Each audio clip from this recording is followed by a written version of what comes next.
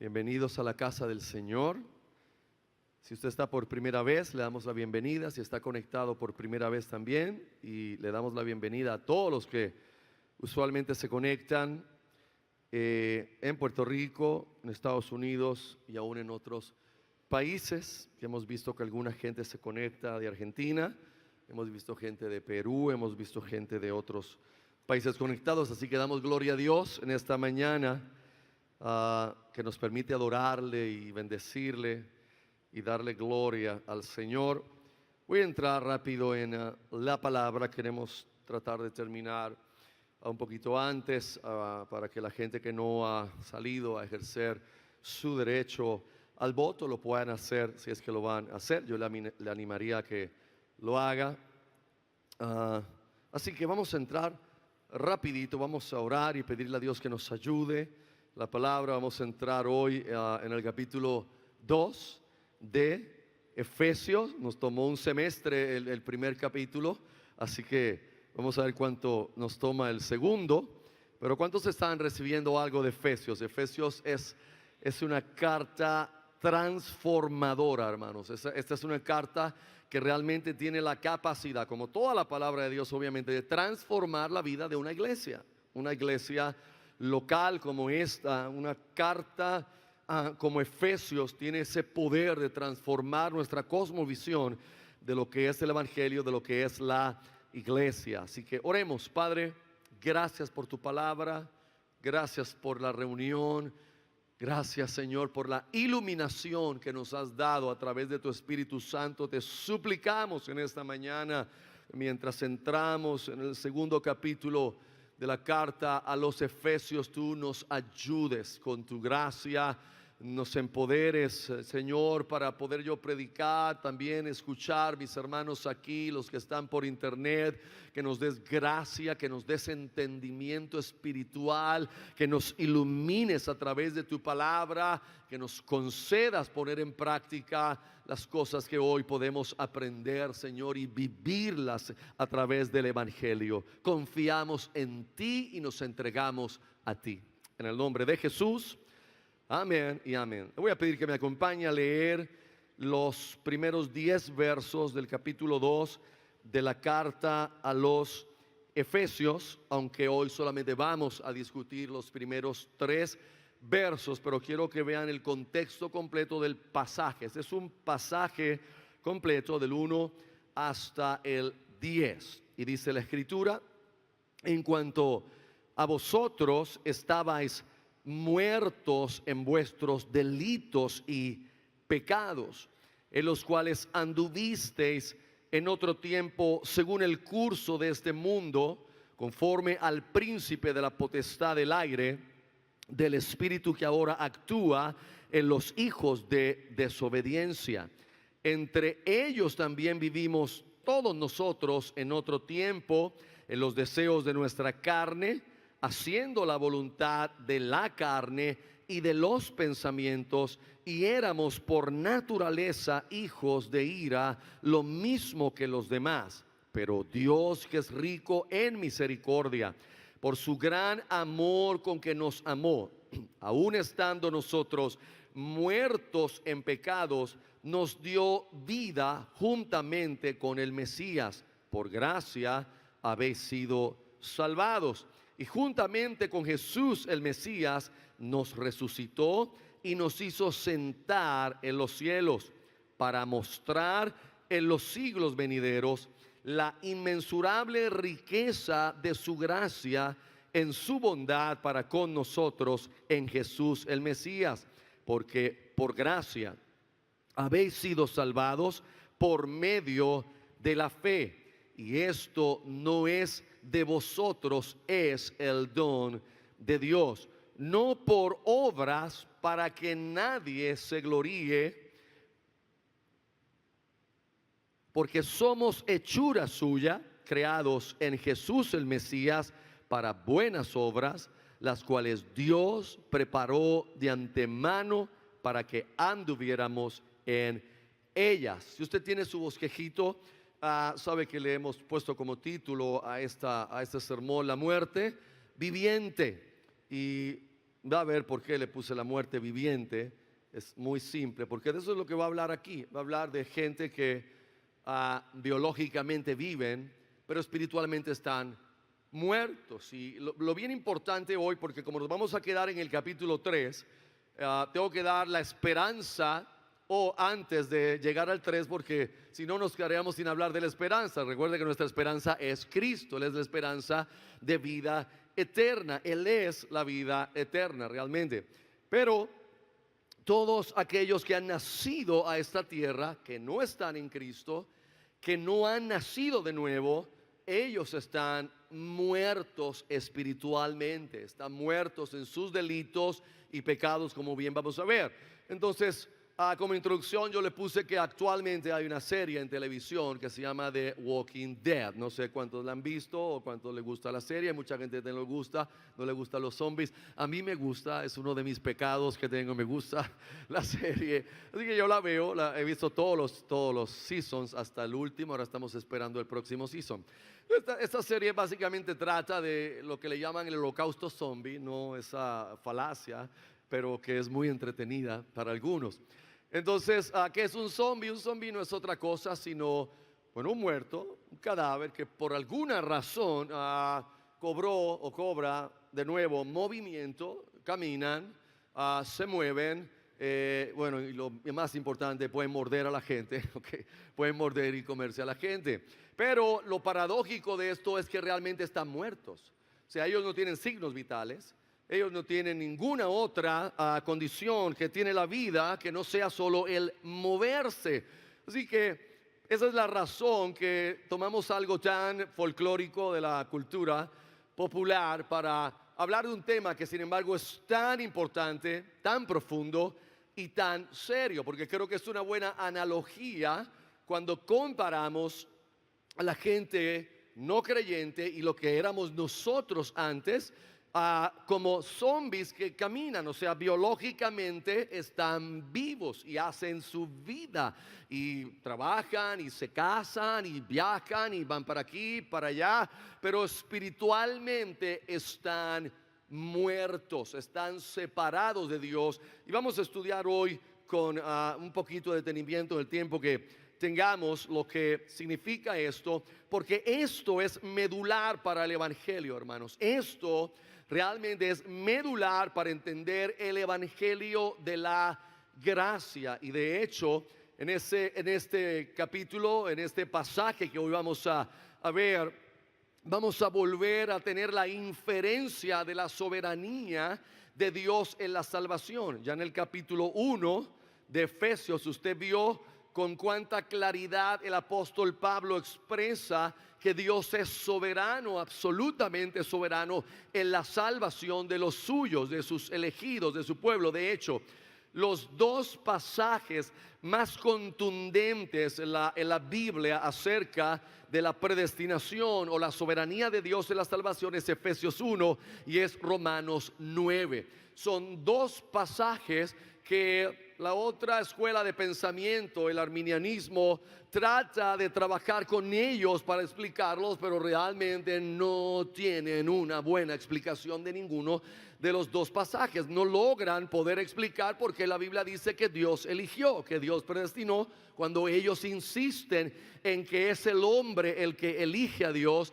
es el hombre según ellos en su libre albedrío y voluntad que escoge a Dios. Y ya hemos hablado y hoy vamos a tocar que no hay tal cosa como un hombre con libre albedrío, porque el hombre, su voluntad, aunque es libre, está esclava del pecado. Entonces eso no es una libertad, es sencillamente esclavitud al pecado. Claro que uno elige cosas todos los días, pero la persona que no ha nacido de nuevo, toda su vida está realmente sumergida en lo que conocemos como el pecado. Así que una vez más en esta carta vamos a ver cuán soberano es Dios. ¿Y cuán soberano es Dios? Él es totalmente soberano. Él es absolutamente soberano. Una de las cosas que es incongruente en ese modo de pensar arminiano es que ellos creen que Dios es soberano para todas las demás cosas, pero que Dios no es soberano en la salvación. Y sin embargo, mis amados, en la salvación es donde más la Biblia nos muestra la soberanía de Dios, porque nos muestra la incapacidad del hombre para poder salvarse, la incapacidad del hombre para poder elegir a Dios o acercarse a Dios, por cuanto está muerto en sus delitos y pecados. Les traje un comentario de Matthew Henry. Es uno de los comentaristas más clásicos, es uno de los comentarios bíblicos que más se usa. Interesantemente, aún gente no reformada, arminianos, usan a Matthew Henry para algunas cosas, para otras no, porque Matthew Henry era un hombre reformado. Entonces dice aquí: el pecado es la muerte del alma. Un hombre muerto en delitos y pecados no siente deseos por los placeres espirituales. Cuando miramos a un cadáver, da una sensación espantosa. El espíritu que nunca muere se ha ido y nada ha dejado sino las ruinas de un hombre. Pero si viéramos bien las cosas, deberíamos sentirnos mucho más afectados con el pensamiento de un alma muerta, un espíritu perdido y caído. Y él se refiere a una persona que muere en su pecado y que estará separado de Dios por la eternidad. No sé cuántos de ustedes han tenido la experiencia de estar frente a alguien que muere en ese mismo momento. ¿Alguien ha tenido la experiencia con un familiar o con alguien en el hospital? Alguien, levante la mano alto, me gustaría ver. Bastantes de ustedes. Ustedes saben que es una experiencia fuerte, ¿no? Fuerte, obviamente, específicamente si es el familiar de uno, es bien fuerte. Pero aún cuando no lo es, en un hospital, por ejemplo, es una experiencia fuerte, especialmente si uno tiene conocimiento de la vida eterna y si uno tiene conocimiento de la salvación. Pero aún bregar con el cuerpo, por ejemplo, en mi profesión de la enfermería profesional, yo tuve que trabajar con el cuerpo y dar el cuidado post-mortem. Una vez que la persona murió, era mi paciente y murió, pues entonces me tocaba, con la ayuda del enfermero práctico, a dar el cuidado. Entonces teníamos que sacar los tubos que tuviera, si estaba entubado, sacar todos los tubos, sacar todo. Teníamos que bañar la persona, teníamos que dar un baño a la persona con amor, ya no está ahí, pero teníamos que cuidar de ese cuerpo. Pero era fuerte ver cómo el cuerpo iba cambiando. Entonces el color iba cambiando, la temperatura iba bajando. Y entonces es como que la realidad es: ya no hay vida ahí en ese cuerpo, está muerto. Ya lo podíamos pinchar, lo que fuera necesario, y no había estímulo. La persona no, punto. El alma no estaba ahí. El alma se había ido a su lugar. El alma se había ido o con Dios, si la persona estaba en Cristo, o lamentablemente se había ido al lugar de tormento si no estaba en Cristo Jesús. Pero es fuerte ver un cadáver más. Yo tuve la oportunidad entonces de ver a mi mamá partir ahí en su cama, rodeada del amor de nosotros, y verla partir y ver cómo el rostro cambia. Es difícil, es un momento muy duro. Recuerda que la muerte, la Biblia la llama enemigo. Es interesante. ¿Y por qué enemigo? Bueno, porque realmente el plan de Dios es que viviéramos por la eternidad con Él. Ese es el plan de Dios y es lo que Dios va a hacer con sus elegidos, su pueblo, su iglesia. Eso es lo que Dios va a hacer hasta el final, y estaremos con Él por la eternidad. Por lo tanto, el último enemigo, dice la Biblia, que será puesto en estrado de los pies, y lo hablamos en el otro sermón, es la muerte. Pero entonces hoy estamos hablando no de la muerte física, sino de la muerte espiritual. Y por eso es que en la introducción les traje esto, porque debido a la transgresión de Adán, hermanos, toda la descendencia humana ha heredado la muerte espiritual. Todos los que nacen en esta tierra nacen heredando la condición de Adán, que pecó contra Dios y él murió espiritualmente. Recuerde lo que Dios le había dicho a Adán: mira, aquí está el árbol de la ciencia del bien y del mal. El día que comas de esto, o sea, no debes comer de esto, el día que comas de esto ciertamente morirás. Y usted sabe que ellos comieron y siguieron viviendo, pero siguieron viviendo como zombies, siguieron viviendo biológicamente, siguieron viviendo, pero no tenían la relación con Dios que tuvieron antes de entrar en el pecado. Por lo tanto, eso es lo que le llamamos nosotros en las doctrinas de la gracia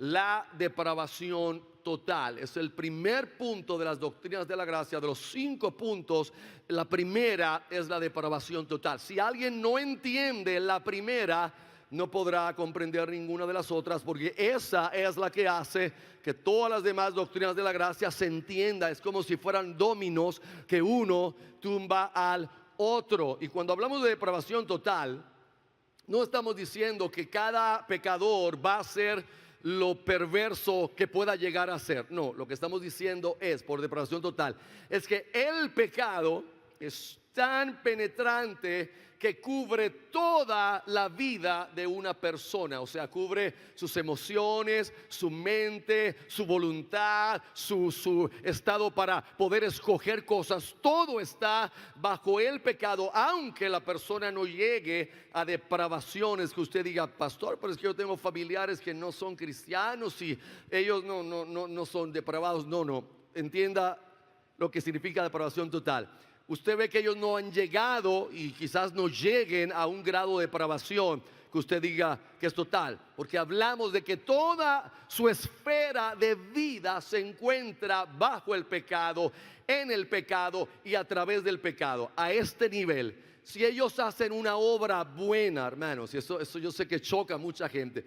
Si ellos hacen una obra buena, aunque esa obra buena bendiga al que le hicieron la obra buena, la Biblia dice que las obras buenas de aquellos que no están en Cristo o que lo hacen para tratar de ponerse bien con Dios, el profeta Isaías dice que para Dios son trapos de inmundicia. Y trapos de inmundicia es una palabra muy fuerte, porque se refería en aquel tiempo a los trapos que usaban las mujeres durante su periodo. A ese grado el profeta Isaías, inspirado en el Espíritu, toma algo tan fuerte, tan gráfico, para decir que las obras de los pecadores, esas obras que tratan de hacer, esas obras altruistas, esas buenas obras que tratan de hacer o para comprar el favor de Dios o para comprar el favor de la gente delante de Dios, esas obras simplemente son trapos inmundos que, lejos de agradar a Dios, le dan a Dios repugnancia, porque están hechas simplemente por el ego o por una persona tratando de acallar su culpa que siente por dentro, o por alguien que cree que a través de obras puede comprar la salvación y acercarse a Dios. No sé si ustedes vieron la noticia que salió y revolucionó las redes hace poco, que ahora el Papa de la Iglesia Católica Romana ha permitido la venta de una indulgencia a través de la internet. ¿Ustedes no leyeron la noticia? No. Que ustedes que se pasan en Facebook no vieron esa noticia. Eso está por todo Facebook. El Papa ha dado una dispensa especial para alguna gente que van. Hay un evento de la Iglesia Católica, no recuerdo cómo se llama, pero es un evento. Entonces, obviamente mucha gente no puede viajar al evento, y como no pueden viajar al evento, si se conectan al evento y lo ven por internet, entonces se ha permitido la dispensa de que la gente que lo vea, eso se le cuenta como una indulgencia, y entonces pasará menos tiempo en el purgatorio. No, eso no es chiste. Yo quiero decir algo con esto, y sé que voy a ofender a alguna gente, inclusive puedo ofender a algunas visitas que están aquí, pero tengo que predicar el Evangelio. Hay un movimiento actual de la iglesia evangélica, algunas iglesias tratando de unirse con la iglesia católica, diciendo que nosotros no tenemos más diferencias que María. Queridos, eso no es cierto. La salvación en la iglesia católica no es por gracia a través de la fe. La salvación en la iglesia católica es por obras, y usted tiene que entenderlo. Y alguien que predique salvación por obras no está en el evangelio, ni representa el evangelio, ni realmente representa el cristianismo. La diferencia es mucho mayor que eso. El hombre está afectado por el pecado completo en su ser, y por ende completamente es un pecador. No hay indulgencia que salve a nadie, no hay pago que usted pueda hacer, no hay caminata de rodillas por una catedral que haga nada. Eso para Dios es un trapo de inmundicia. Una persona que se pela las rodillas subiendo una catedral porque al final cree que ha comprado algo con Dios, para Dios eso es repugnante. ¿Por qué? Porque hacer eso es afrentar al Hijo de Dios. Hacer eso es escupir sobre el sacrificio de Cristo, porque Cristo fue a la cruz para que yo no tenga que hacer ninguna obra para salvarme, sino simplemente depositar mi fe en lo que Él hizo en la cruz del Calvario. ¿Cuánto puede darle gloria al Señor en esta mañana? Entonces, hermanos, Efesios 2:1 dice claramente: en cuanto a vosotros. Fíjate que Pablo termina en el capítulo 1, el verso 23, hablando del cuerpo de Cristo. Y vamos a hablar un poco más. Yo iba a entrar hoy un poco más en eso, pero vi que tengo tiempo de otros pasajes donde vamos a hablar más de la iglesia local, del cuerpo de Cristo, porque tengo oportunidad en otros pasajes. Entonces Pablo, si usted viene construyendo lo que está enseñando en el capítulo 1 desde el inicio, hablando de cómo Dios eligió a su pueblo desde antes de la fundación del mundo, eligió a los suyos, eligió a los que salvaría desde antes de la fundación del mundo. Entonces luego Pablo nos habla de todas las riquezas de gloria, riquezas espirituales que Dios nos entregó, riquezas gloriosas que nos entregó, para luego hablarnos del poder que Dios ha puesto a disposición del creyente. Poder, el mismo poder que resucitó a Cristo de entre los muertos, está a nuestra disposición. Y ahora entonces Pablo nos lleva a entender de dónde Dios nos sacó, porque recuerde que aunque aquí dice carta a los Efesios, creo que lo explicamos en el primer sermón, que esto realmente era una carta circular. En los manuscritos originales la carta no aparece dirigida a los Efesios realmente, porque esto era una carta circular. Pablo quería que todas las iglesias pudieran pasarse esta carta y leerla en la reunión del día domingo, porque la carta tenía el propósito de contrarrestar herejías que estaban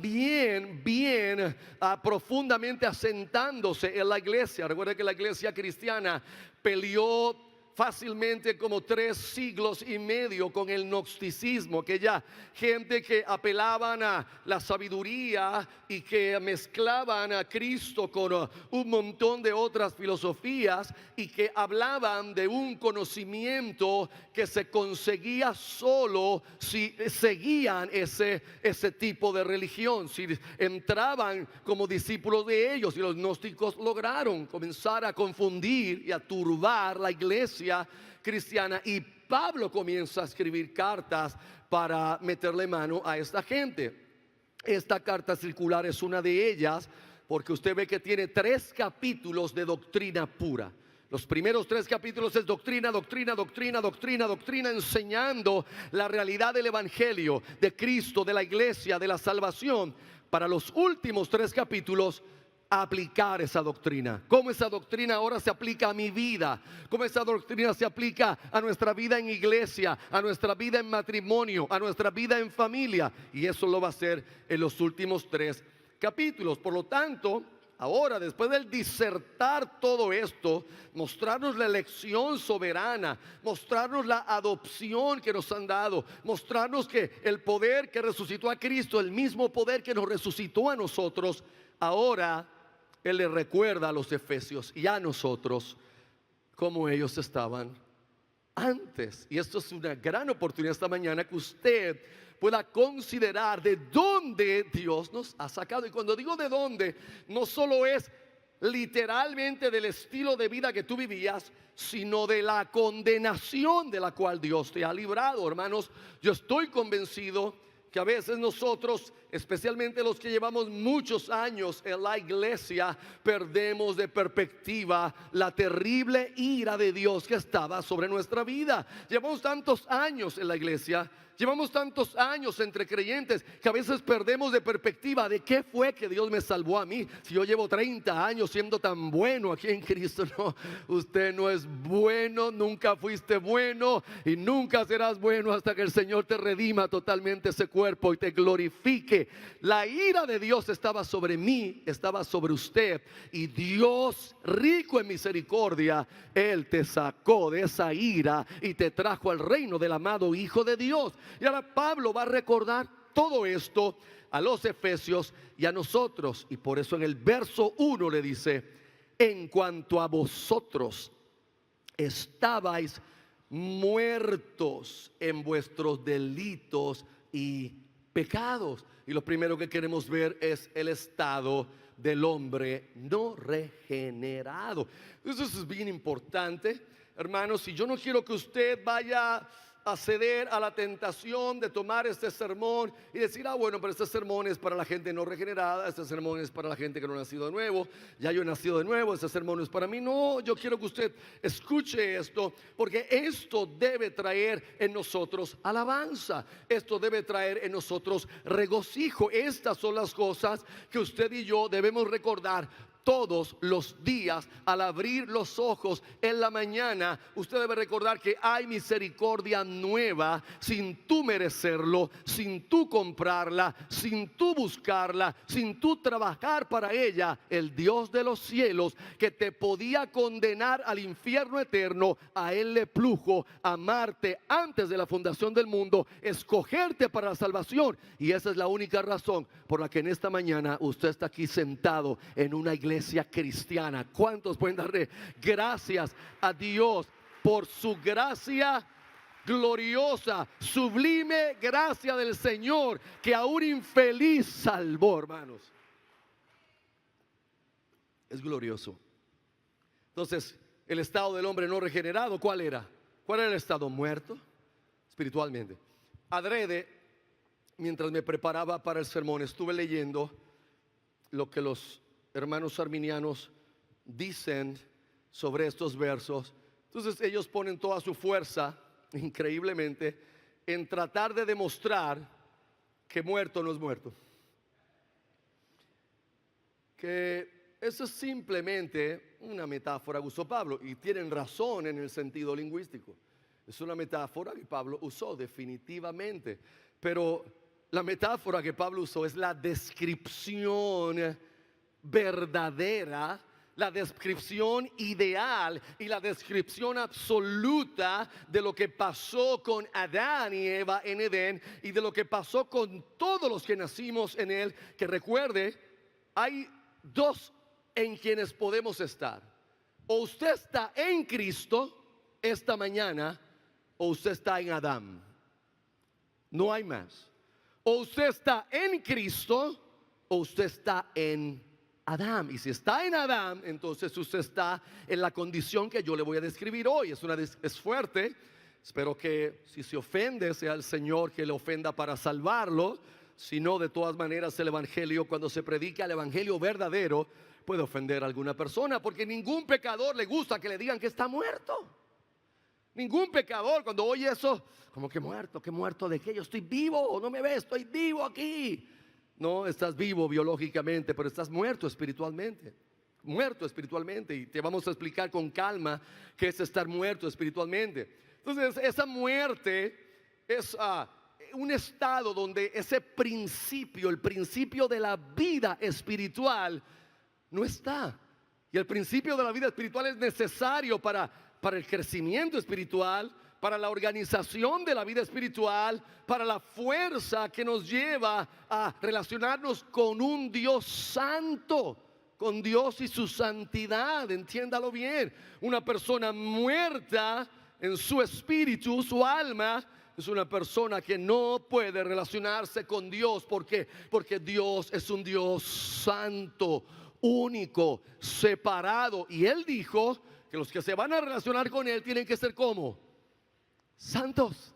Sed santos porque yo soy santo. Y obviamente cuando hablamos de la santidad, no estamos hablando de perfección, sino estamos hablando de que Dios nos separó para Él, compró nuestra vida a través de Cristo para Él.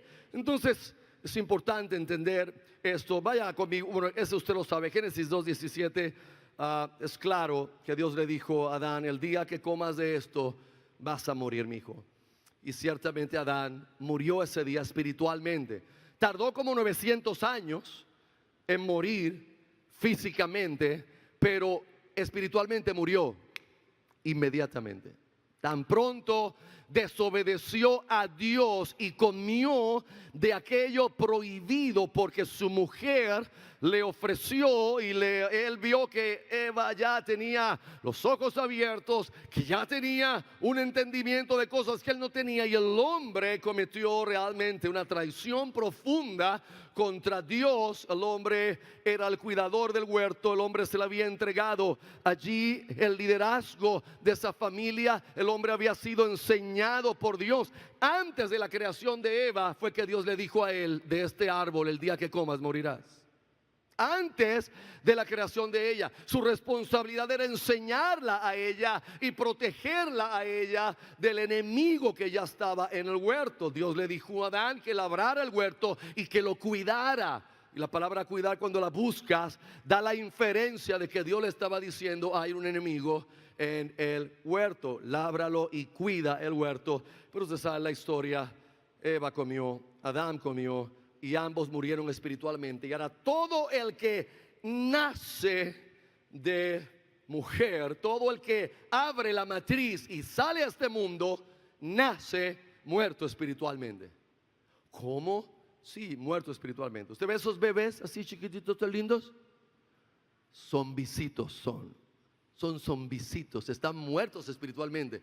Y la única forma que si murieran vayan al cielo es porque Dios los resucita espiritualmente. Nadie muerto espiritualmente va al cielo. ¿Cuántos dan gracias por la misericordia del Señor? Que aún a los niños en su muerte, cuando están en la ignorancia, que todavía no entienden el bien y el mal, Dios benévolo y lleno de gracia hace un milagro glorioso para darles vida sin ellos merecerlo. Los niños nacen muertos espiritualmente, se convierten en adultos muertos espiritualmente. Me gustaría que me acompañe a Romanos un momentito, capítulo 5 de Romanos, el verso 12. Por tanto, como el pecado entró en el mundo por medio de un hombre, ¿de qué hombre? Adán.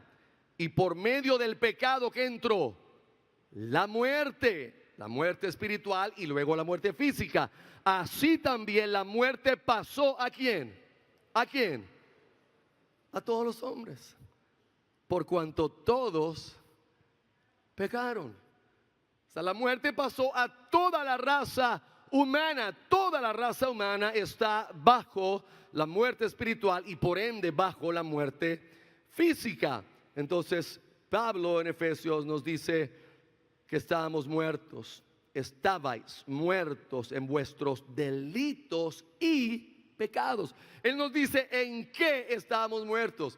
Él nos dice cuál era la esfera en que estábamos muertos. Dice, estaban muertos en delitos y pecados. Y esa palabra en, ahí del griego, significa localidad. Es una palabra que es un indicativo de localidad. Estamos muertos en delitos y pecados. Como ahora estamos en Cristo, y usted va a ver que los Efesios, la epístola de los Efesios, todo el tiempo está hablando de en Cristo, en Cristo, en Cristo, por Cristo, porque esa hora es nuestra esfera de vida. Pero antes estamos muertos en el pecado, muertos en delitos y pecados. Es como el pez en la pecera, es como en la atmósfera en que vivíamos. Nuestra mente, emociones, voluntad, nuestro estado de volitivo o de escoger, todo eso estaba bajo la esfera del pecado. Los peces que yo tengo en mi pecera, ellos no saben más nada que no sea de la pecera donde están. Ellos no han visto otra cosa, no han visto el océano, no han visto el mundo. Los peces que yo compro casi siempre son criados en las granjas de peces que hacen ahora. Pues no me gusta comprar los que están libres, porque caramba, estuvieron libres, y meterlos en una pecera es un poquito difícil. Entonces ellos no saben más nada que esa pecera. Eso es su vida, esa es su atmósfera, eso es lo que respiran, ahí se mueven.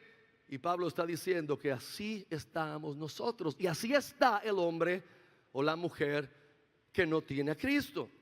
Está en esa esfera. Ellos no lo saben hasta que usted no se lo diga.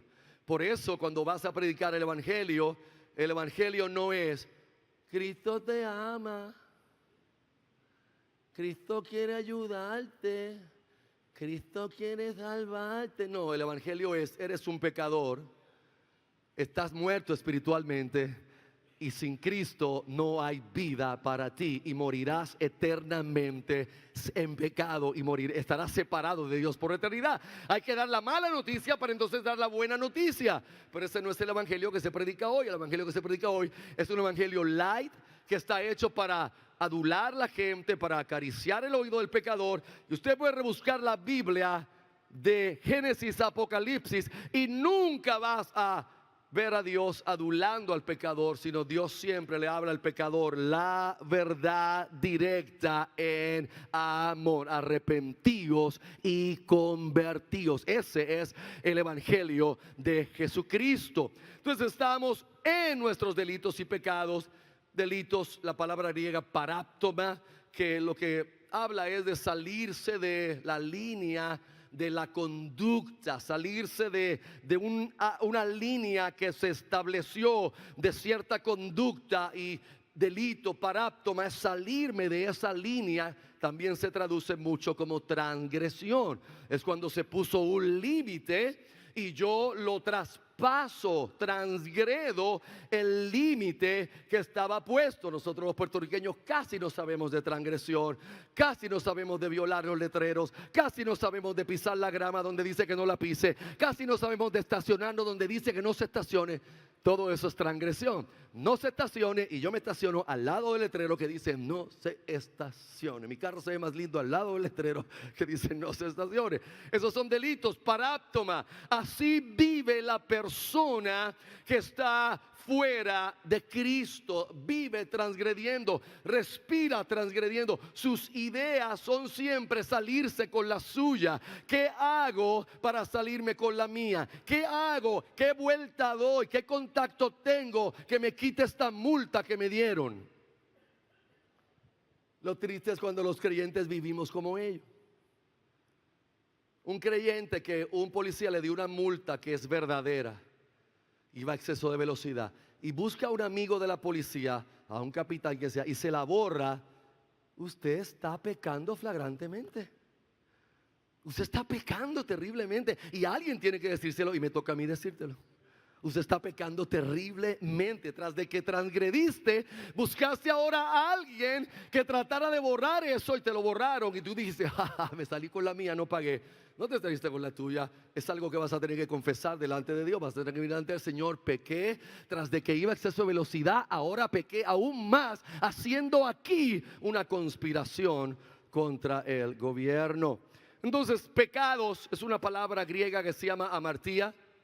Una palabra simple, se usaba mucho en aquel tiempo para decir cuando alguien falló en el blanco, la flecha no dio en el blanco. Fallar el blanco, más modernamente la podemos interpretar como quedar cortos del estándar. Hay un estándar que se puso y quedamos cortos. Todo pecador queda corto del estándar divino. El estándar divino no hay quien pueda cumplirlo totalmente. Por eso es que todos los días usted y yo debemos dar gracias a Dios por Cristo, porque Cristo cumplió el estándar de Dios en mi lugar, para que ahora yo no tenga que vivir asustado de que no cumplo el estándar, sino que yo pueda vivir en paz sabiendo que Cristo cumplió el estándar por mí. Y cuando yo me quedo corto de cumplirlo, Cristo cumplió todo eso que yo no puedo cumplir. Cuando dan gracias a Dios por Cristo Jesús, el Rey de Gloria. Es glorioso el Señor. Ahora, es obvio que en esta condición el hombre está muerto espiritualmente. Pero aparte de muerto, queremos ver que en esa condición el hombre está perdido. El hombre está perdido y es inminentemente peligroso estar perdido espiritualmente. ¿Por qué? Porque usted se pierde por ahí por Puerto Rico y es como que uno dice, pues de Puerto Rico no voy a salir. O sea, yo tengo que encontrar la salida o alguien me dirá a dónde doblo porque pues, Puerto Rico es 100 por 35, o sea, no me voy a perder, no puedo perderme aquí. Pero no, perdido espiritualmente, el problema es que usted no tiene manera de encontrar el camino. Usted no tiene manera de encontrar el camino. Ahora, aunque estamos en Puerto Rico, yo sé que alguna gente tiene esa idea de que, ay, si no se pierde no importa. Pero hay otros que nos asustamos cuando nos perdemos. Porque, no sé, cada persona es única. Hay gente que se pierde y como que ellos, ay, olvídate, paseamos. Pero hay otros que el perderse en el carro le da un susto. ¿A alguien le pasa eso? Levante la mano. Si a todos esos, ok, a mí también me pasa. Me pierdo y me da como un susto, como total, como si no pudiera llamar a alguien y me diga por dónde me meto, pero es un susto que me da como que, ay Dios mío, me perdí, ¿qué es esto? Eso es en un carro. Imagínese el susto de estar perdido espiritualmente y no saber el camino. ¿Sabe cuál es el único problema? Que el perdido espiritual no sabe que está perdido. Ellos creen que están en el camino. Lo que ellos no saben es que la Biblia dice que hay caminos que al hombre le parecen derechos, pero su fin es camino de muerte. Y ese es el camino en el que va todo el que no está en Cristo. Ellos creen que van en camino derecho, están gozando, están viviendo la vida, están cantando despacito, están viviendo por aquí, están gozando por allá, estoy haciendo esto por aquí, tengo a mi esposita por aquí, la chillita por allá. Ellos creen que están gozando la vida, ellos creen que están, voy a vivir, así están ellos, un carnaval. Los pobres no saben que están perdidos, están muertos.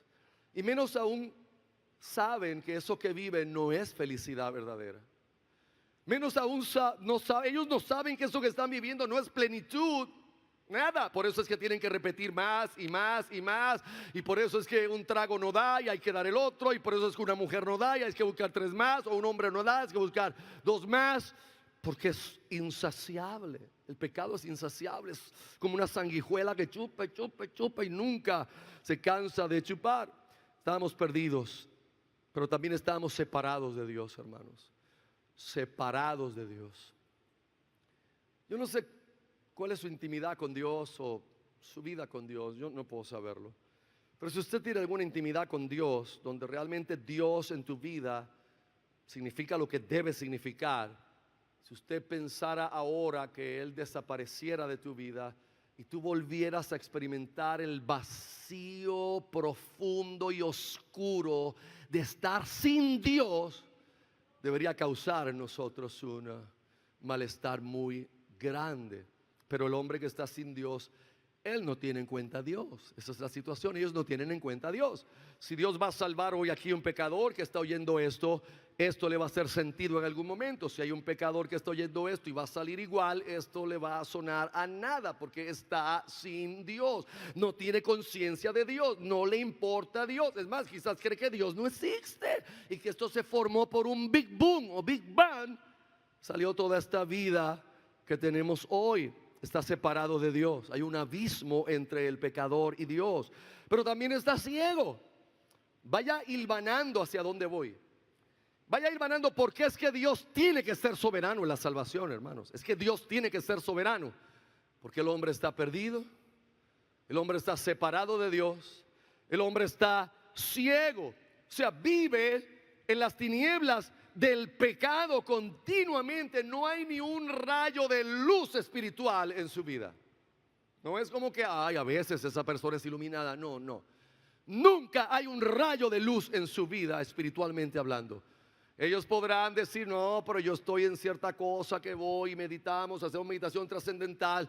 Ahí no hay luz ninguna, eso es tinieblas. No, pero yo estoy acá en un grupo que practica espiritismo, mesa blanca. Usted está perdido, eso es tinieblas.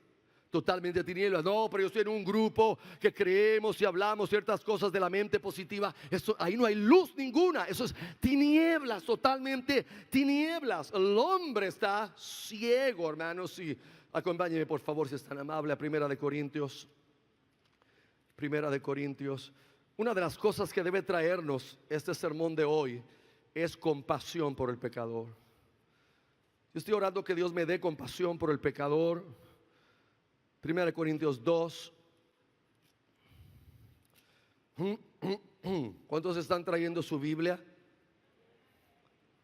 ¿Están trayendo de verdad? He pensado poner algo pro templo, que el que no traiga Biblia paga una multa en la puerta con allí. A ver si eso ayuda a pagar el templo. Hay tanta gente que no trae que creo que sería una buena ofrenda cada domingo. Es broma, hermanos, es broma. No vaya a ponerme en Facebook por ahí. Mira el pastor ahora. No, es broma. Dice el 14 de 1 Corintios 2. Pero un hombre natural es el hombre no nacido de nuevo. Recuerden, cuando dice hombre aquí se está refiriendo al género humano. Que es género humano, la mujer también. Pero un hombre natural, o sea, el que no es nacido nuevo, no acepta las cosas del Espíritu de Dios, porque para él son ¿qué? ¿Qué son? Necedad. No se moleste cuando traes a alguien a la iglesia, un familiar tuyo, y le preguntas afuera, ¿qué te parece? Ay, es como una sanganería. No te molestes, porque él no puede entenderlo a menos que Dios no le alumbre. El día que le vaya a alumbrar, él entenderá la necedad y se volverá necio como nosotros. ¿Cuántos necios no hay aquí hoy que en un día dijeron, yo nunca estaré en una de esas iglesias cristianas evangélicas? Y aquí están hoy adorando a Dios, bendiciendo a Dios, cantándole al Señor. Los que dijeron, yo jamás estaré con esos locos, esa gente que tiene el cerebro lavado. Y ahí están. La escritura es clara, un hombre natural no acepta las cosas del Espíritu de Dios porque para él son necedad y no puede, hermanos, no puede. Por eso es que los amados hermanos arminianos van a Efesios y tratan de decir, no, muerto no es muerto, pero es que tienes que unir otras escrituras. Hasta la Biblia nos interpreta con una escritura, una doctrina nos interpreta con una escritura. Aquí está muy claro que no puede entenderlas porque se han de discernir como espiritualmente. Un hombre natural, muerto, separado de Dios y ciego, no puede ir a una iglesia y decir, yo esta mañana por mi libre voluntad quiero escoger a Cristo porque tengo un entendimiento de que yo necesito a Cristo. No, esto no va a pasar. ¿Por qué? Porque no puede entenderlas, porque se han de discernir como espiritualmente. Y él está espiritualmente dead, está muerto. Ellos salen por ahí a fiestar, pero ellos no saben que espiritualmente están así, como The Walking Dead, están así, caminando por la vida. Segunda Corintios 4:4, eso usted lo sabe, usted lo conoce, que el Dios de este siglo, Dios con letra minúscula, hablando de Satanás, ¿qué ha hecho Satanás con los incrédulos? ¿Qué es lo que él ha hecho? ¿Por qué el incrédulo no puede ver? Dice, en los cuales el Dios de este mundo cegó las mentes de los incrédulos para que no les resplandezca la luz del evangelio de la gloria del Mesías, que es imagen de Dios. Y para que le resplandezca, Dios soberano tiene que hacer lo que él hace. No es el hombre que se puede iluminar, no es Dios tiene que ser soberano en la salvación. Es que no hay manera, hermanos, no hay forma. Como ya dijimos, el hombre está también muerto. Ustedes recuerdan Juan 11, la resurrección de Lázaro. Usted ve a Cristo cómo va allí después que esperó que Lázaro se muriera y estuviera en la tumba ya para 4 días. Cristo llega allí, las hermanas llorando, el revolú, Cristo calmándolas, tranquila, no te he dicho que si crees verás la gloria de Dios. Cristo mismo llora allí al ver todo el mundo llorando, se conmueve y llora antes de hacer el milagro. Lázaro está muerto hace ya casi 4 días. ¿Usted cree que era propio que los discípulos de Cristo o las hermanas de Lázaro fueran a la tumba y comenzaran a gritarle: Lázaro, el Señor está aquí, Lázaro, sal por favor, ven y recibe al Señor, salúdalo aquí, Lázaro, Él está aquí, ven, sal de la tumba, haz un esfuerzo, da el primer paso? Si tú das el primer paso, el Señor a lo mejor te resucita. No, Lázaro estaba como muerto, muerto, muerto, muerto, muerto, muerto. Muerto usted le puede petar una aguja, lo que sea. En una ocasión, el médico donde yo trabajaba, la unidad, no digo la unidad, en el hospital, quería que practicara yo con un muerto a poner una aguja intracardíaca, cosa que yo me negué, porque primero que esa persona no donó su cuerpo para la ciencia y yo quería respetar ese cadáver. Entonces otros sí practicaron y metieron la aguja un montón de veces en el cuerpo de alguien sin permiso, porque ahí no había permiso para eso. ¿Y sabe qué? Él nunca se quejó.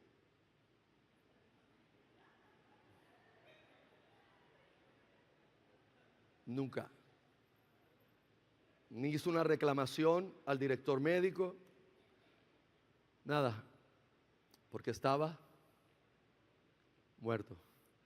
Usted puede entender esta mañana que usted estaba muerto, hermanos. No. Usted de verdad puede comprender, esa era mi condición y Dios me amó antes de la fundación del mundo y me eligió para un día darme vida, y hoy estoy vivo, vivo biológicamente y vivo espiritualmente. Hermanos, esto es glorioso. Esta es la celebración de este sermón en esta mañana. Es la celebración. Pero el hombre no solamente estaba muerto, estaba esclavizado también al pecado y a Satanás. Esclavizado al pecado y a Satanás, esclavizado a sus propias lujurias, desde la corrupción de su corazón, sin poder liberarse a sí mismo. Por eso el profeta Jeremías en el capítulo 17 dice que el corazón es perverso más que todas las cosas, incurable, incurable. Un pecador no puede sanar su propio corazón del pecado, no puede hacerlo, está imposibilitado porque está muerto espiritualmente, y los muertos no pueden hacer nada, esclavos del pecado. Segundo, cuando miramos Efesios 2, no solamente vemos la soberanía de Dios en el estado del hombre. Ese es el estado. Le acabo de escribir el estado del hombre muerto. Pero también el hombre tiene una práctica. O sea, el pecador no solamente está en pecado teóricamente, es que practica el pecado, es que vive en pecado, es que piensa en el pecado, es que su vida está en esa esfera, está en ese plano, está en ese dominio. Y por eso es que dice la escritura ahí en el verso 2: en los cuales anduvisteis en otro tiempo, según el curso de este mundo, conforme al príncipe de la potestad del aire, del espíritu que ahora actúa en los hijos de desobediencia. Anduvisteis, así anduvimos nosotros, así caminamos nosotros. Recuerde, la palabra anduvisteis o caminar está usado en sentido figurativo. Está hablando de lo que sería la vida. Así te conducías, así hacías tu vida. Para ese verso, caminar o andar o anduvisteis, eso es lo que significa. De hecho, cuando usted va más adelante aquí, Efesios 4, el verso 22, vas a ver que está hablando de la vida anterior. Dice la parte A: en cuanto a la antigua manera de vivir. Todos los que estamos aquí hoy, que decimos que estamos en Cristo, todos tuvimos una antigua manera de vivir. ¿Cómo era esa manera antigua de vivir? Estábamos muertos, estábamos en pecado, estábamos ciegos, estábamos esclavizados al pecado y a Satanás y al mundo. Lo que se supone que hoy no estamos. Por eso no es tan difícil, hermanos, no es tan difícil para alguien saber: yo estoy en Cristo, a mí Dios me eligió. La gente siempre está con esas preguntas: a mí Dios me eligió, pastor, yo seré elegido, yo seré salvo. Mira, tienes que llegar a un momento en entender que tú tenías una vida anterior de muerte espiritual, esclavitud espiritual, ceguera espiritual, sordera espiritual. Y ahora tienes vida en Cristo. Ahora tus ojos se han abierto a la verdad de Dios, tus oídos están abiertos a la verdad de Dios, tu corazón ahora se inclina a querer amar a Dios. Todas esas son pruebas de tu salvación. Pero si usted está aquí, se sienta cada domingo y usted sigue sordo, esclavizado, tu vida anterior es la misma, no ha cambiado un ápice, es la misma vida de siempre. Lo que ha cambiado es que vienes aquí los domingos. Entonces yo te diría esta mañana que la posibilidad mayor es que usted no ha nacido de nuevo. Y recuerda, hermano, esto es bien importante, porque yo quiero salvar mi responsabilidad pastoral en que usted no crea que es salvo, sino lo es. Yo tengo que decirle esta mañana que el que no nace de nuevo no puede ver el reino de Dios. Juan capítulo 3.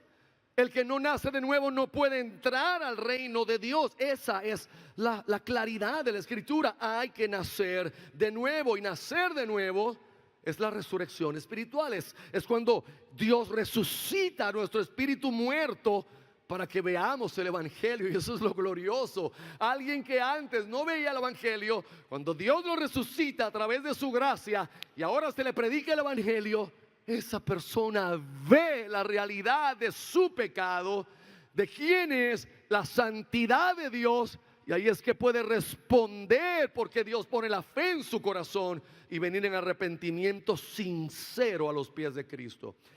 Hay gente que me ha preguntado: pastor, ¿por qué insistes mucho en esto? ¿No ofenderá eso a alguna gente de la congregación? Hermanos, ya yo pasé del miedo a ofender a nadie en la predicación. ¿Sabe por qué yo insisto? Porque esta iglesia tuvo muchos años donde el mensaje que se traía atraía a personas a ser parte de una congregación, no por la cruz, no por la salvación y no por el evangelio verdadero, sino por un evangelio aguado que se enseñaba que no era el evangelio de Cristo.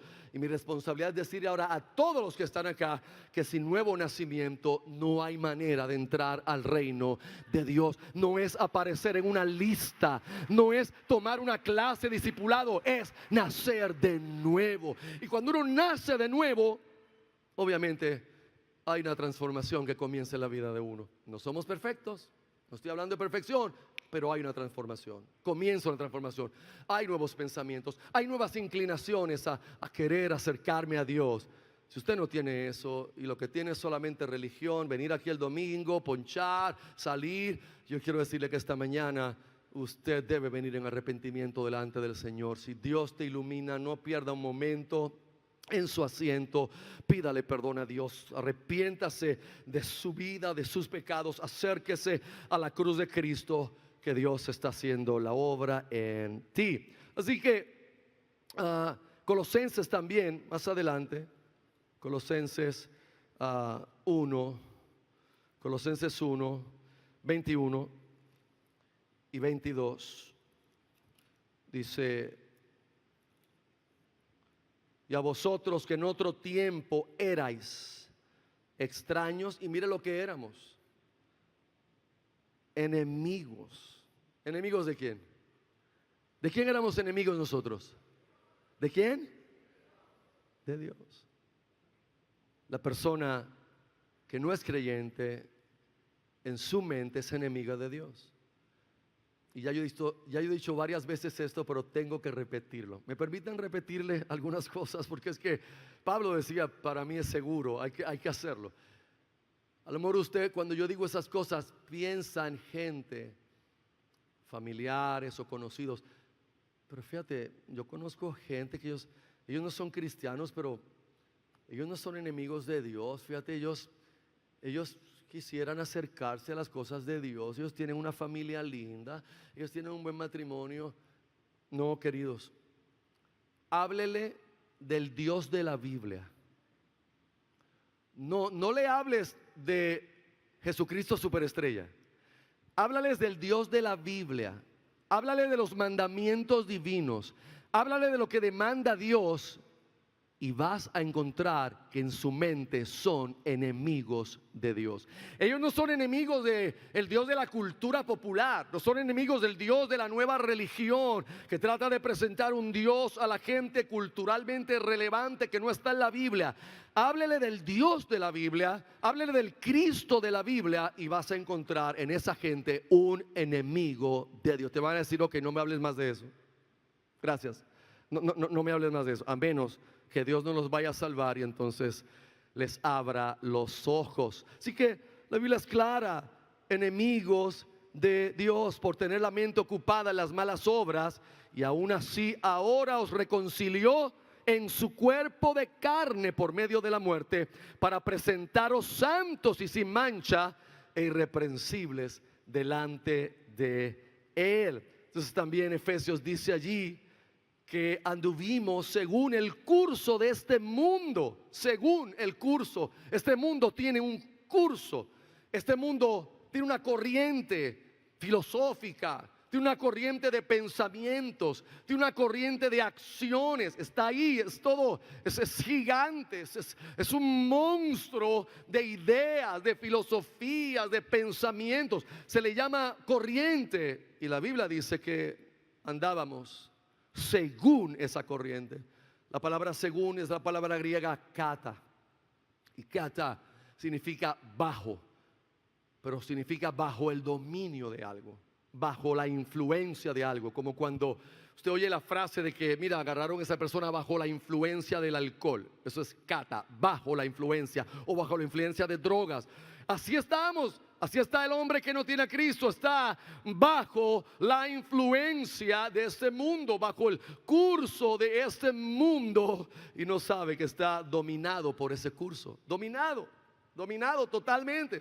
Por eso es que entonces usted va a ver exhortaciones en la Biblia continuamente a que los que hemos nacido de nuevos no nos enredemos con el curso del mundo, que nos separemos de ese curso, que entendamos que nosotros ya no tenemos que vivir así, que ya no tenemos que vivir de esa forma, que ya no tenemos que tratar de agradar a los hombres, a la gente de esa forma. Y déjeme decirle que esa es una de las cosas más difíciles para los creyentes, porque el curso de este mundo es como un golpe de esos de agua de río que cuando viene se lleva lo que está en el medio. Y si usted no está firme en la palabra de Dios, si usted no está firme en la convicción de que Dios te escogió, Dios te llamó y Dios está haciendo una obra de santificación, caemos en el curso de este mundo, en la vanidad de este mundo, en los pensamientos vanos, llanos. Y eso es todo lo que hacemos, todo lo que hablamos, todo lo que tenemos, todo es esto, la superficialidad del mundo. Después venimos el domingo a la iglesia, escuchamos el evangelio un ratito, pero el lunes estamos otra vez en la vanidad de la mente, en la vanidad de las cosas. Y créame, esa no es una vida cristiana consistente y fuerte. Y de eso también Dios nos llama a arrepentirnos. Curso es la palabra griega aion. Esa palabra, si usted ha estado conmigo suficiente tiempo, sabe que también se traduce mundo en otras ocasiones, mundo. Pero aquí el curso lo que significa es, en este verso, son las prácticas y los estándares del sistema. Por eso es que después usa la palabra cosmos. El curso de este cosmos, el aion de este cosmos, porque es un arreglo determinado de cosas que hay afuera que seducen la mente, obviamente, del pecador, y que el cristiano tiene que luchar contra ellas. Y no solamente el mundo y la carne, sino, dice el verso ahí en Efesios, que también andábamos conforme al príncipe de la potestad del aire. No hay que hacer mucha presentación para ese tipo. ¿Quién es el príncipe de la potestad del aire? ¿Quién? Satanás, el diablo. No, hay gente que lo dice como con miedo. Satanás, el diablo, la serpiente antigua, Lucifer, Luzbel, Belcebú, Chanito, como usted le quiera llamar. Es duro para una persona entender, y obviamente los no creyentes no van a querer aceptarlo, que ellos están bajo la influencia del maligno. No estamos diciendo que toda persona está poseída ni que toda persona está endemoniada, pero todo el que no es nacido de nuevo vive bajo la influencia del maligno, porque todo este mundo está bajo la influencia del maligno. Primera de Juan, capítulo 5, el verso 19, la Biblia muy claramente dice que nosotros somos de Dios, pero el mundo entero está bajo, kata, la misma palabra otra vez, el mundo entero está como bajo el maligno, bajo el dominio del maligno. Ahora no se equivoque, no es que el maligno es soberano y el mundo le pertenece, no, el mundo es de Dios, Dios es soberano, pero Dios en este plan de redención ha permitido que el mundo esté bajo el maligno hasta el día en que todos los enemigos de Cristo serán puestos en el estrado de sus pies, incluyendo al diablo, incluyendo a la muerte, que será el último. Pero mientras tanto el mundo está bajo el maligno. Por eso los padres debemos tener tanto cuidado a la hora de criar hijos, de enseñar hijos. Yo le digo, mis hijos ya están grandes y yo cometí qué sé yo cuántos errores, no puedo ni contarlos, pero si usted fuera a criar ahora y me pide consejo, yo le diría, críe sus hijos en la amonestación de la Escritura, de la palabra de Dios. No tenga miedo de que, que se hartan de la Biblia. Métale la Biblia por ojo, por la nariz, por la boca, por la mañana, por la noche, cuando te levantes, cuando andes por el camino. Obedezcamos a Dios. Este es un mundo seductor que tiene una corriente que a veces es tan fuerte que los padres no debemos temer en criarlos en la amonestación del Evangelio de Jesucristo. Finalizo con esto. En el verso 3 dice que entre ellos también vivimos todos nosotros. Y aquí es donde Pablo ahora trae la aplicación. Pablo está diciendo, mira lo bajo, mira lo terrible de la condición del hombre, pero despertemos, entre ellos también vivimos todos nosotros. Yo he estado ministrándome con esto, con Efesios, porque es que esa es una carta maravillosa. He estado ministrándome. Cuando digo ministrándome es practica esto, porque uno se cree que está en una burbuja y yo estoy mejorando en unas áreas donde por la gracia Dios me está ayudando. Ustedes saben que yo les he confesado que a mí guiar no me gusta, que la gente es tan hostil, la gente es tan terrible, que entonces sacan de mí a veces lo peor también. Entonces, tú sabes, entonces sacan el pecado que está en mí, porque yo creo que como yo obedezco la regla, todo el mundo debe obedecerla. Y si tú no lo obedeces, por aquí tú no te vas a colar. Eso es pecado también. Eso es pecado porque eso es mi orgullo. Eso es mi orgullo, eso es mi deseo de competencia. No, yo hice bien y por aquí tú no te metes. Ahora yo me doy terapia cuando salgo de mi casa. Y la terapia es simple. Mira, mismo, tú vas a salir a un mundo caído ahora, mi hijo. Y tú eres un pecador salvo por gracia. La gente va a pecar contra ti ahora en el tránsito.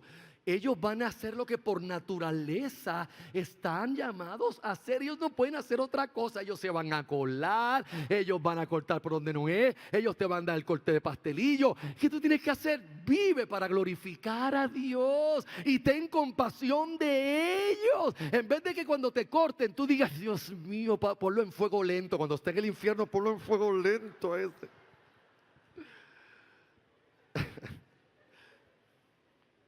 ¿Alguien entiende lo que yo estoy hablando, hermano? ¿Alguien entiende? Lo tercero ya es la naturaleza del hombre no regenerado. El estado y la práctica proceden de aquí. O sea, el hombre está en ese estado y el hombre muerto espiritualmente, practica el pecado. ¿Por qué? Porque es su naturaleza. Es su naturaleza, hermanos. Es su naturaleza. No hay otra. Es como poner un mono ahí, poner una banana y no querer que el bendito mono se coma la banana. No debes comer tú la banana. ¿Por qué se la va a comer? Porque es mono. Se la va a comer. Entonces, cuando hablamos de naturaleza, estamos hablando que ambos, los dos anteriores, el estado y la práctica, son resultado de lo que ellos son. Son pecadores. ¿Y cómo van a vivir? Como pecadores. No hay otra cosa. Es como la gente que compra perritos y quieren que sean gente. Ellos no son gente, son perros. Tú lo puedes vestir como gente, perfumar como gente. Son perros. Perros. Y si no los bañas, apestan a perro. Aunque tengan un tutú puesto rosa, apesta a perro. Es su naturaleza. Es su naturaleza. No lo puedes cambiar. Como Gepeto a Pinocho, no se va a convertir en un bebé, un nene. Es perro. Entre ellos vivimos todos nosotros, hermanos. ¿Y cómo vivimos? En los deseos de nuestra carne, haciendo la voluntad de la carne y de los pensamientos. ¿Por qué?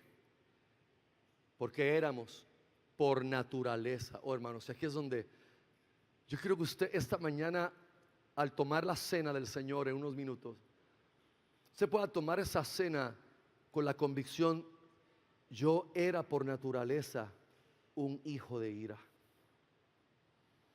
Bueno, yo creo que la iglesia dejó de hablar de la ira de Dios porque nos metimos en la cabeza: ese no es el mensaje, no hablen de la ira, hablen del amor de Dios. El pecador no puede entender el amor de Dios si no entiende primero que está bajo ira de Dios. Está bajo ira de Dios, bajo la ira de un Dios santo y de un Dios justo. Y eso es lo que dice la Escritura. Nosotros también éramos por naturaleza hijos de ira, lo mismo que los demás. Lo mismo, hermanos. Dios no lo salvó de una estirpe especial. Usted y yo éramos simplemente hijos de ira, hijos de las tinieblas, hijos del diablo, dice la Escritura. Hijos de su madre, digo yo también que éramos. Es terrible lo que éramos. Entonces, Primera de Pedro dice algo excepcional. El apóstol Pedro en su primera carta, Primera de Pedro 2, hermanos, el verso 10. Los que en un tiempo no erais pueblo, pero ahora sois pueblo de Dios. Los que no habíais alcanzado misericordia, pero ahora habéis alcanzado misericordia. Y eso es glorioso, hermanos. No éramos pueblo, estábamos bajo ira, pero Dios glorioso y maravilloso, por el gran amor con que nos amó, nos dio vida, aun cuando éramos pecadores. Hermano, la aplicación de este sermón es fácil. Tengamos compasión del pecador. Tengamos agradecimiento de que Dios nos salvó. No vivamos como en una élite espiritual creyéndonos nada. No somos nada. ¿Sabe lo que somos? Pecadores salvos por gracia. Eso es lo que somos, pecadores salvos por gracia. Sencillamente. Termino con las palabras de Charles Haddon Spurgeon, que dice: tú que ahora tienes comunión con Dios en el asiento de la misericordia, tú que ahora eres su hijo favorecido y has recibido el poder de convertirte en hijo de Dios, tú una vez fuiste heredero de ira.